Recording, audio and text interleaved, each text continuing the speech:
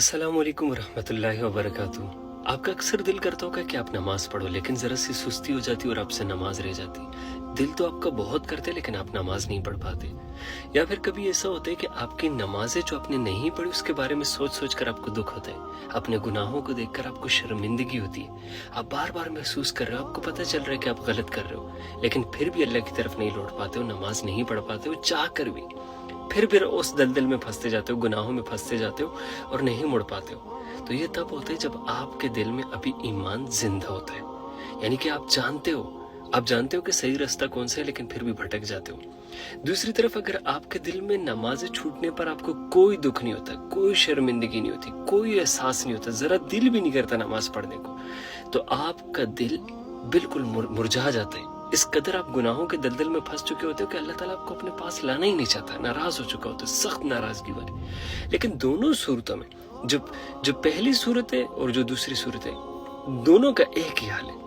ایک مرتبہ جاؤ دل سے توبہ کرو۔ اب توبہ لوگ سمجھتے ہیں کہ صرف اور جا کر ہم نے بولنے کہ یا اللہ مجھے معاف کر دے، میری اپنے گناہوں سے توبہ ہے۔ توبہ صرف یہاں پہ ختم نہیں ہو جاتی بات۔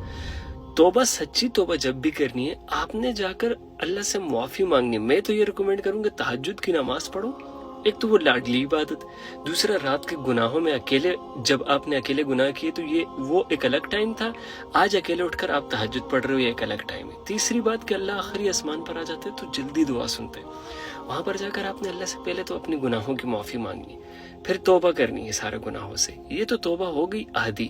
اب عادی توبہ اور کیسے ہوتی ہے؟ وہ یہ ہوتی ہے کہ اپنے اس بات کا اقرار کرنا ہوتا ہے، اپنے عہد کرنا ہوتا ہے کہ یا اللہ جو مجھ سے گناہ ہوگی اس کے لیے میں معافی چاہتا ہوں، مجھے معاف کر دے، میں توبہ کرتا ہوں، اور یا اللہ میرا انشاءاللہ آج سے آپ سے یہ وعدہ ہے کہ آج سے میں دوبارہ سے گناہ نہیں کروں گا، آج سے میں وہ کام نہیں کروں گا جو تجھے نہیں پسند، آج سے نماز نہیں چھوڑوں گا انشاءاللہ۔ یہ ہوئی مکمل توبہ۔ اس کے بعد 40 دن تک سوچ لو، کچھ بھی ہو جاتا ہے، جاب چھوٹتی ہے چھوٹے، کام رہتے ہیں تو رہ جائے، پیسے ضائع ہو رہے تو ہو جائے، کوئی مر رہے جی رہے کچھ بھی ہو جائے، نماز نہیں چھوڑنی 40 دن تک۔ 40 دن روز نماز پڑھنی، اور ہر نماز، یعنی کہ جو نماز کا وقت ہے نا اس وقت بھول جاؤ کہ تمہاری کوئی جاب ہے، تمہاری کوئی فیملی ہے، تمہارے کوئی دوست ہے، تمہارا کوئی لور ہے، تم کسی کو پسند کرتے ہو، یہ ساری جو دماغ میں ٹینشن ہے ساری کو سائیڈ پہ رکھو۔ بس یہ وقت اللہ کا ہے، یہ اللہ کو دینا ہے، اللہ سے بات کرنی، اس کی ایگزسٹنس کو محسوس کرنا ہے، اس کی محبت کو محسوس کرنے۔ 40 دن تک اسے نماز پڑھو اور 41ویں دن نماز چھوڑ کے دکھاؤ، اور پھر بتاؤ کہ تم اللہ سے دور رہ کے کتنی تکلیف میں ہو۔ تب نماز چھوٹے گی نا تو جان نکلنے لگے گی تمہاری۔